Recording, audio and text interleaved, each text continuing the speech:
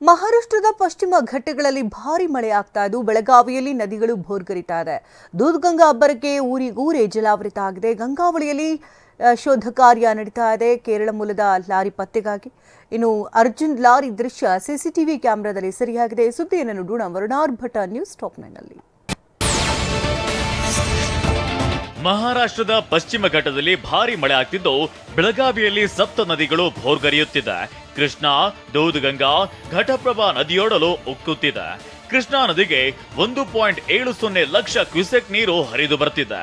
ದೂದ್ಗಂಗಾ ನದಿಗೆ 32,730 ಕ್ಯೂಸೆಕ್ ನೀರು ಬಂದು ಸೇರ್ತಿದೆ. ಎಲ್ಲಾ ನದಿಗಳು ಅಪಾಯದ ಮಟ್ಟ ಮೀರಿ ಹರಿಯುತ್ತಿದೆ.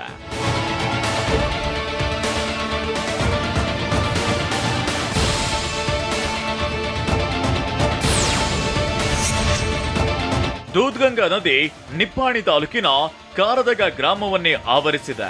ಪ್ರವಾಹದ ಅಬ್ಬರಕ್ಕೆ ಮನೆಗಳೇ ಮುಳುಗುತ್ತಿದೆ.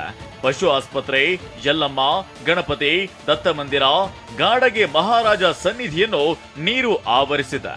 ಹುಣ್ಣರಗಿ ಗ್ರಾಮದಲ್ಲಿ ಲಕ್ಷ್ಮೀನಾರಾಯಣ ದೇಗುಲ ನೀರಿನಲ್ಲಿ ಮುಳುಗಿದೆ.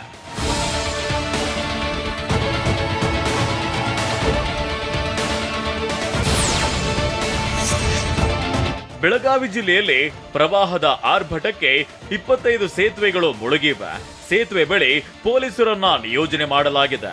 ಘಟಪ್ರಭಾ ನದಿ ಗೋಕಾಕ ಮೂಡಲಗಿಯಲ್ಲಿ 10 ಸೇತುವೆಗಳು ಜಲಾವೃತಗೊಂಡಿದ್ದು ಸಾವಿರಾರು ಎಕರೆ ಕಬ್ಬಿನ ಬೆಳೆಯು ಪ್ರವಾಹಕ್ಕೆ ನಾಶವಾಗಿದೆ. ಇನ್ನು ಮಳೆ ಅಬ್ಬರದ ಭೀತಿಯಲ್ಲಿ ಬೆಳಗಾವಿ, ಖಾನಾಪುರ, ನಿಪ್ಪಾಣಿ, ಚಿಕ್ಕೋಡಿ, ಹುಕ್ಕೇರಿ, ಬೈಲಹೊಂಗಲ, ಕಿತ್ತೂರು ತಾಲೂಕಿನ ಶಾಲೆಗಳಿಗೆ 2 ದಿನ ರಜೆ ಘೋಷಿಸಲಾಗಿದೆ.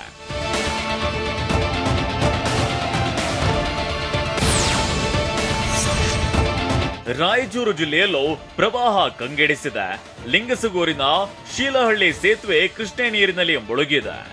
ಹಂಚಿನಾಳ, ಯರಗೋಡಿ, ಯಳಗುಂದಿ, ಕಡರಗಡ್ಡಿ ಸೇರಿದಂತೆ ಹಲವು ಗ್ರಾಮಗಳ ಸಂಪರ್ಕ ಕಡಿತಗೊಂಡಿದೆ. ಇನ್ನು ಶಿವಮೊಗ್ಗ, ಚಿಕ್ಕಮಗಳೂರು ಭಾಗದಲ್ಲಿ ಭರ್ಜರಿ ಮಳೆಯಾಗ್ತಿದೆ. ತುಂಗಭದ್ರಾ ನದಿ ಮೈದುಂಬಿದೆ. ದಾವಣಗೆರೆ ಜಿಲ್ಲೆಯ ಹೊನ್ನಾಳಿ, ಹರಿಹರ ತಾಲೂಕುಗಳಲ್ಲಿ ಪ್ರವಾಹದ ಭೀತಿ ಎದುರಾಗಿದೆ.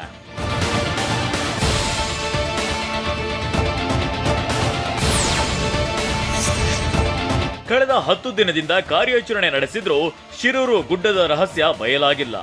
ರಾಷ್ಟ್ರೀಯ ಹೆದ್ದಾರಿಯಲ್ಲಿ 500 ಮೀಟರ್ ವರೆಗೂ ಬಿದ್ದಿದ್ದ ಸಾವಿರಾರು ಟನ್ ಮಣ್ಣನ್ನ ತೆರವು ಮಾಡಲಾಗಿದೆ. ಇಷ್ಟಾದ್ರೂ ಇನ್ನೂ 3 ಶವ ಪತ್ತೆಯಾಗಿಲ್ಲ.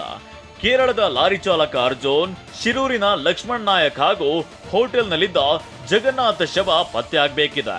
NDRF, SDRF, ಮಿಲಿಟರಿ ಕಾರ್ಯಪಡೆ ಶೋಧ ನಡೆಸುತ್ತಿದೆ.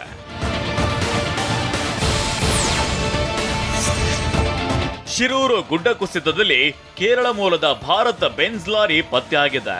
ಕಾರ್ಯಾಚರಣೆ ವೇಳೆ ಪೋಕಲೇನ್ ಬಕೆಟ್ಗೆ ಕಬ್ಬಿಣ ತಾಗಿದ ಅನುಭವವಾಗಿದೆ. ಇದರಿಂದ ಲಾರಿ ನದಿಯಲ್ಲಿ ಇರೋದು ಖಚಿತವಾಗಿದೆ. ಇದರಿಂದ ಅಬ್ಬರದ ಮಳೆ ನಡುವೆಯೂ ಕಾರ್ಯಾಚರಣೆ ಮುಂದುವರಿಸಲಾಯಿತು. ವಿಷಯ ಗೊತ್ತಾಗ್ತಿದ್ದಂತೆ ಬೋಟ್ನಲ್ಲಿ ಘಟನಾ ಸ್ಥಳಕ್ಕೆ ಜಿಲ್ಲಾಧಿಕಾರಿ ಲಕ್ಷ್ಮೀಪ್ರಿಯಾ, ಕಾರವಾರ ಶಾಸಕ ಸತೀಶ್ ಸೈಲ್ ಭೇಟಿ ನೀಡಿದ್ದಾರೆ. ಭಾರತ್ ಬೆನ್ಸ್ ಲಾರಿ ಸಮೇತ ಚಾಲಕ ಅರ್ಜುನ್ ಮಣ್ಣಿನಡಿ ಕೊಚ್ಚಿ ಹೋಗಿದ್ದಾನೆ. ಗುಡ್ಡ ಕುಸಿತದಲ್ಲಿ ಉಳಿದ 3 ಗಂಗಾವಳಿ ನದಿ ಪಾಲಾಗಿರೋದು ಗೊತ್ತಾಗ್ತಿದ್ದಂತೆ ಬೂಮ್ ಪೋಕ್ಲೈನ್ ಮೂಲಕ ಶೋಧ ಕಾರ್ಯ ನಡೆಸಲಾಗ್ತಿದೆ. ಬರೋಬ್ಬರಿ 60 ಅಡಿ ಉದ್ದ ಹಾಗೂ 30 ಅಡಿ ಆಳದವರೆಗೂ ಇದು ಕಾರ್ಯಾಚರಣೆ ಮಾಡುತ್ತೆ. ಕಾರ್ಯಾಚರಣೆ ವೇಳೆ ಲಾರಿ ಪತ್ತೆಯಾಗಿದೆ. ಶಿರೂರು ಬಳಿ ಗುಡ್ಡದಡಿ ನಾಪತ್ತೆಯಾಗಿರೋ ಕೇರಳ ಮೂಲದ ಲಾರಿಯ ದೃಶ್ಯ ಸಿಸಿ ಕ್ಯಾಮೆರಾದಲ್ಲಿ ಸೆರೆಯಾಗಿದೆ. ಅರ್ಜುನ್ ಲಾರಿ ಅಂಕೋಲಾ ಮೂಲಕ ಹೋದ ದೃಶ್ಯ ಸಿಸಿ ಕ್ಯಾಮೆರಾದಲ್ಲಿ ಸೆರೆಯಾಗಿದೆ. ಜುಲೈ 15ರ ಸಂಜೆ 4:30ಕ್ಕೆ ಜೊಯ್ಡಾದ ರಾಮನಗರದಿಂದ ಹೊರಟಿದ್ದ ಭಾರತ್ ಬೆನ್ಸ್ ಲಾರಿ ಚಾಲಕ ಅರ್ಜುನ್ ಬೆಳಿಗ್ಗೆ 3:47ಕ್ಕೆ ಶಿರೂರು ಬಳಿ ಬಂದಿದ್ದಾನೆ. ಬಳಿಕ ಅರ್ಜುನ್ ನಿದ್ದೆಗೆ ಜಾರಿದ್ದಾನೆ. ಮಧ್ಯರಾತ್ರಿ 2:45ಕ್ಕೆ ಇನ್ನೊಂದು ಲಾರಿ ಚಾಲಕ ಕರೆ ಮಾಡಿದ್ದಾನೆ. ನಿದ್ದೆ ಬರ್ತಿದೆ, ನೀನು ಹೋಗುವಂತ ಹೇಳಿದ್ನಂತೆ. ಜುಲೈ 16ರಂದು ಬೆಳಿಗ್ಗೆ 8:45ಕ್ಕೆ ಗುಡ್ಡ ಕುಸಿದಿದೆ. ಜುಲೈ 16ರ ಶಿರೂರು ದುರಂತದ ಕ್ಷಣ ಸ್ಥಳೀಯರ ಮೊಬೈಲ್ನಲ್ಲಿ ಸೆರೆಯಾಗಿದೆ. ಗಂಗಾವಳಿ ನದಿಗೆ ಗುಡ್ಡದ ಮಣ್ಣು ನುಗ್ಗುತ್ತಿದ್ದಂತೆ ನದಿಯಲ್ಲಿ ಸುನಾಮಿಯಾಗಿತ್ತು. ಉಳುವರೆ ಗ್ರಾಮದ ಜನ ಎದ್ನೋ ಬಿದ್ನೋ ಅಂತ ಓಡಿ ಹೋಗಿ ಜೀವ ಉಳಿಸಿಕೊಂಡಿದ್ರು.